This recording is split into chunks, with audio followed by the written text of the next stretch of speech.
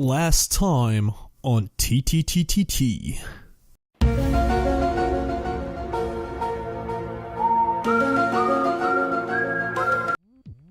Alright, let's keep going with World 3. So the first level here is called Crusty Canyon. Super Mario World in general had this sort of foreign feel to it. You're outside of your area of comfort, the Mushroom Kingdom, so enemies aren't quite the same as you're used to, like these Goombas for example. They're, you don't kill them by jumping on them, you just flip them over. And the Spinies for example aren't quite the same as they were in the Mushroom Kingdom. And I really wanted to keep that foreign feeling by making all these levels feel straight out of a vacation.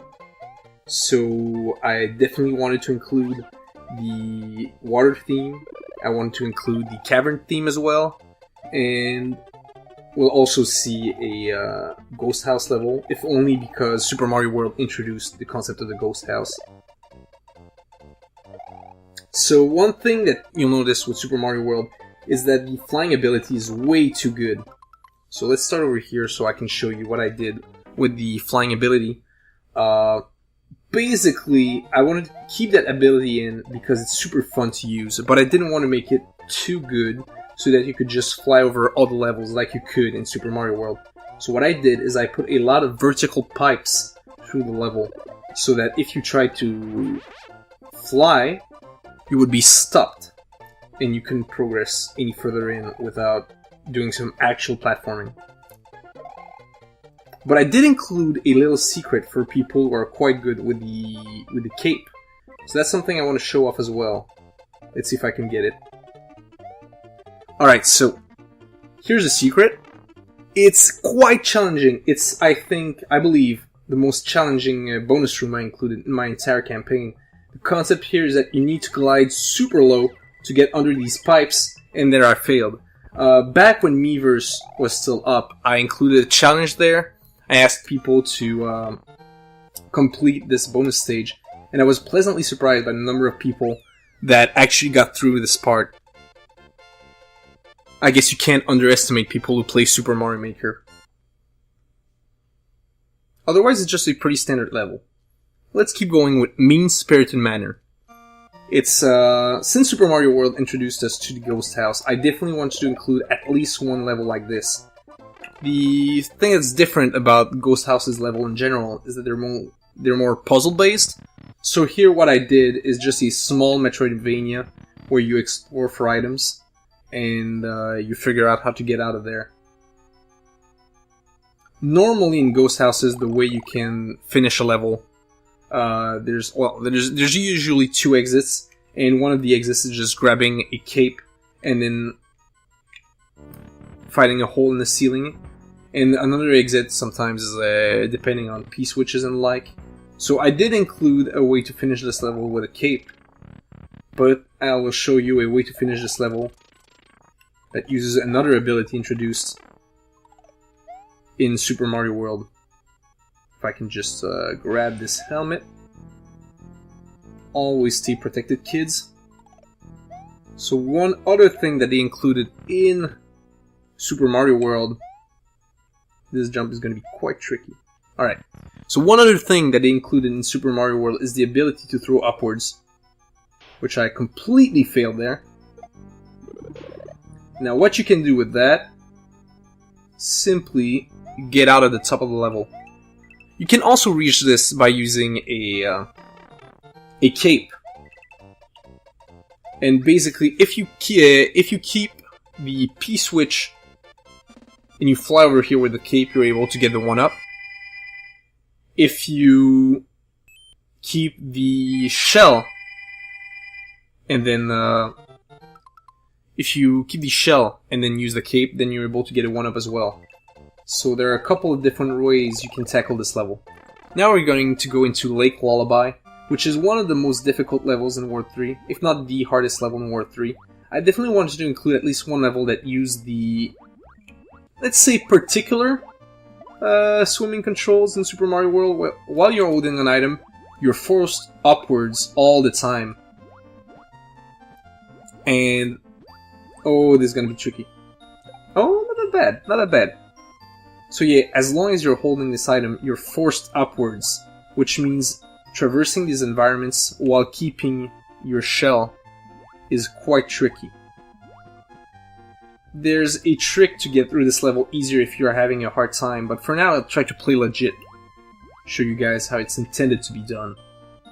Oops. Anyway, so you need to keep the shell until the end. Oh no! I wore the shell instead. Alright, let's go back. So you're supposed to throw the shell, and then you'll just kill all in your path. But since you can wear the helmet... Oh, this is not good though. Since you can wear the helmet, you can use it to kill the fish in your path, making you an easier way forward. So that's also an option for you. This is actually not good at all. Starting to run out of time. So I definitely... You can't lose too much time while playing this level. It's 200, like, not seconds, but... let's say half seconds? Which isn't that bad, because the level's pretty short. But if you fail, you have to backtrack, and that's the real killer. Okay, serious moment. I can't lose my shell. There's a lot of filler enemies around here, so you really need to play carefully. If you already have the helmet, you can't put it on by accident.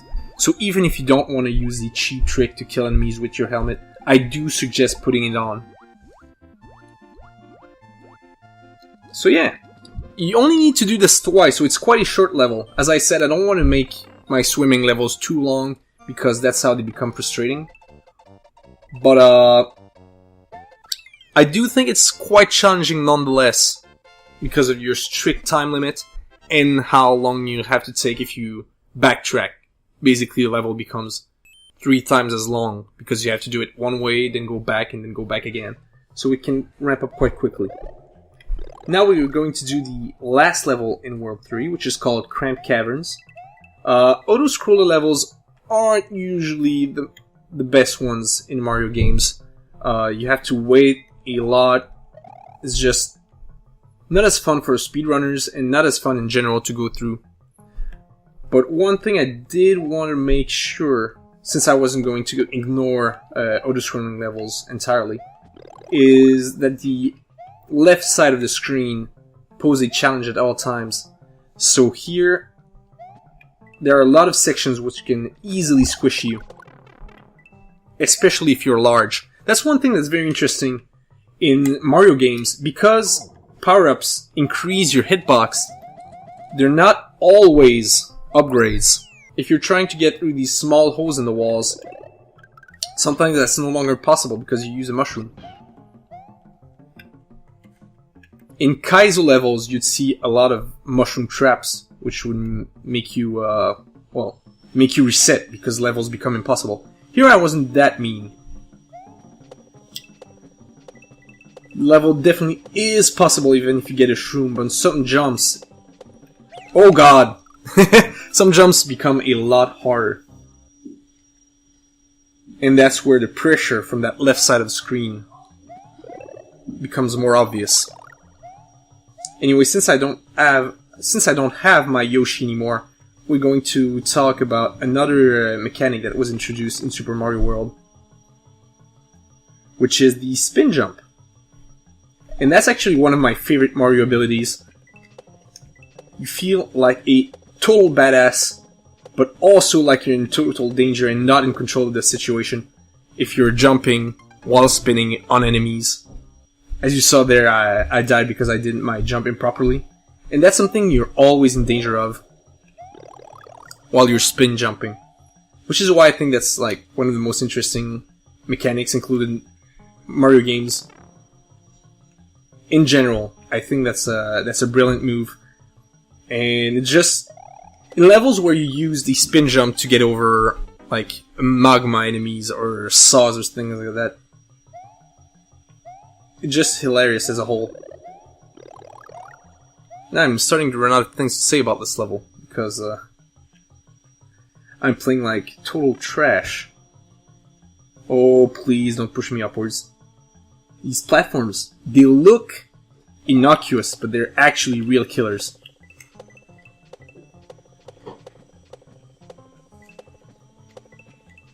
Alright, this is the one. Don't need a gun. There we go. If I still had my Yoshi, I could grab a one up there. But it's quite tricky to get it.